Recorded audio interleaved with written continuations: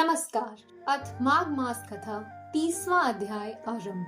प्रेत और पिशाच की मुक्ति की कथाएं सुनाने के पश्चात महर्षि लोमश ने ब्राह्मण वेद निधि से कहा, हे ब्राह्मण, पिशाच रूपधारी तुम्हारा पुत्र आग्नेय एवं पिशाच योनि धारिणी समस्त गंधर्व कन्याएं यदि यहाँ से चलकर त्रिवेणी जल में स्नान करें तो इन सबको तत्काल ही पिशाच योनि से मुक्ति प्राप्त हो जाएगी। महर्षि लोमश के यह वचन सुनकर वे सब बड़े प्रसन्न हुए तथा उन्हें बड़ी सांत्वना प्राप्त हुई। उन सब ने तत्काल ही महर्षि लोमश के साथ प्रयागराज जाने के लिए प्रस्थान किया। आकाश मार्ग से गमन करते हुए वे सभी तत्काल ही प्रयागराज पहुंच गए। वहां पहुंचकर महर्षि लोमश ने कहा, आप सब तीर्थराज प्रयाग के दर्शन करें। इस दिव्य तीर्थ के दर्शन एवं स्नान से अज्ञान, पाप तथा समस्त दुखों का निवारण होता है। इसी पावन तीर्थराज प्रयागराज में यज्ञ अनुष्ठान करके ही ब्रह्मा जी ने सृष्टि की रचना की थी। इसी पावन तीर्थराज में स्नान करके देवाधिदेव भगवान विष्णु ने श्री लक्ष्मी जी को प्राप्त किया था।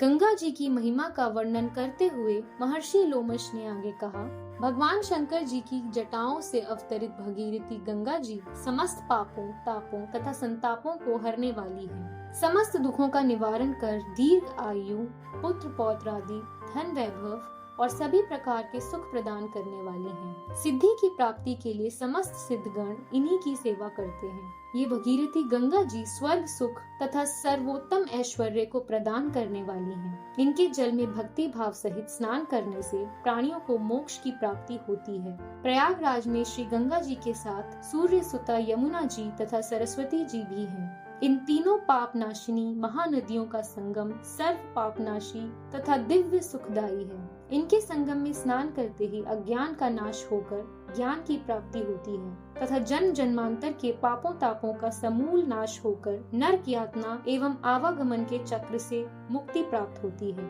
प्रयाग की महिमा की अन्य कथाएं सुनाते हुए महर्षि लोमश ने आगे कहा, अत्यंत प्राचीन काल में एक गंधर्व ने महर्षि ऋचिक की पूजा अर्चना में बाधा उपस्थित की थी।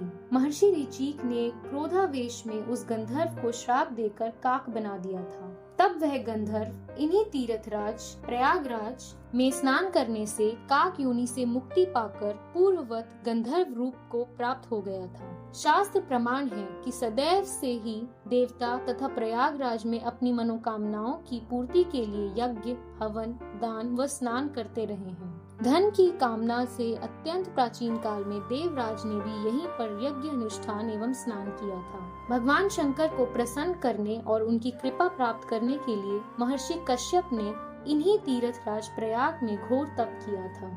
इसी प्रयागराज पर महर्षि भारद्वाज को योग सिद्धि की प्राप्ति हुई थी। यहीं पर योगेश्वर सनक, स्यनंदन सनत कुमारों को दिव्य ब्रह्म ज्ञान एवं उत्तम फल की प्राप्ति हुई थी। इसी प्रकार एक समय स्वर्ग की श्रेष्ठ अप्सरा उर्वशी को देवराज इंद्र के श्रापवश स्वर्ग से निष्कासित होकर पृथ्वी पर आना पड़ा था। तब श्री प्रयागराज में स्नान करके उर्वशी ने इंद्र के श्राप से मुक्ति पाकर पुनः स्वर्ग में स्थान प्राप्त किया था।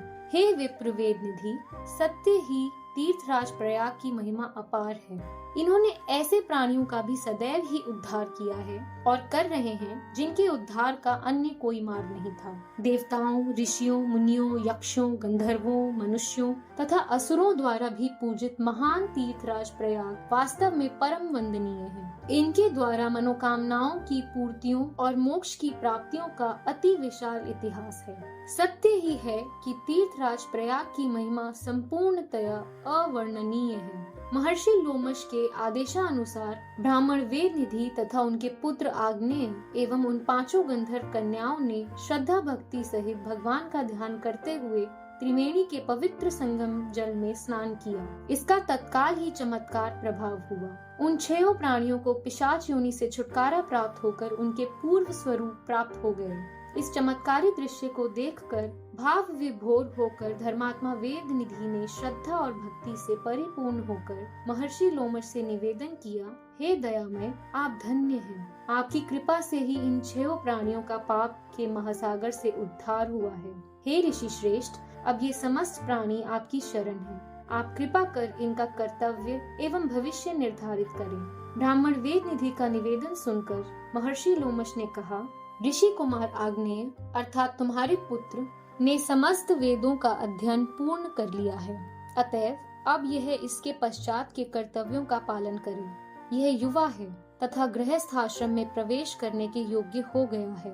अतएव तुम्हारे पुत्र आग्नेय का अब यह कर्तव्य है कि वह विधिवत शास्त्रोक्त विधि से इन गंधर्व कुमारियों का पानी ग्रहण करे। इसके पश्चात महर्षि लोमश के आदेशानुसार तथा अपने पिता के सानिध्य में आग्नेय ने पूर्ण शास्त्रोक्त विधि से उन 5 गंधर्व कुमारियों के साथ पत्नी रूप में पानी ग्रहण कर लिया। अपनी मनोरथ सिद्धि के हर्ष में आनंदित होकर वे 5 गंधर्व कुमारियां तथा ऋषि कुमार आग्नेय आनंदोत्सव मनाने लगे। ऋषि कुमार आग्नेय भी पूर्ण संतुष्ट एवं प्रसन्न थे और गंधर्व कन्याओं के आनंद का तो पारावार ही नहीं था।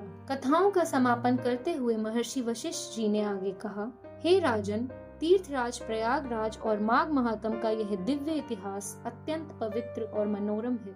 यह समस्त प्रकार के मनसा, वाचा, कर्मणा किए गए पापों का नाश करने वाला है। जो मनुष्य भक्ति भाव से इसका नित्य प्रति पाठ करते हैं, उनके संपूर्ण मनोरथ पूर्ण होते हैं। ओम श्री प्रयागराज तीर्थाय नमः। ओम श्री विष्णुवे नमः। इति श्री पद्म पुराणे माघ महात्म्ये 30वां अध्याय संपूर्ण। लक्ष्मीपति श्री विष्णु भगवान की जय। सबका कल्याण हो। धन्यवाद।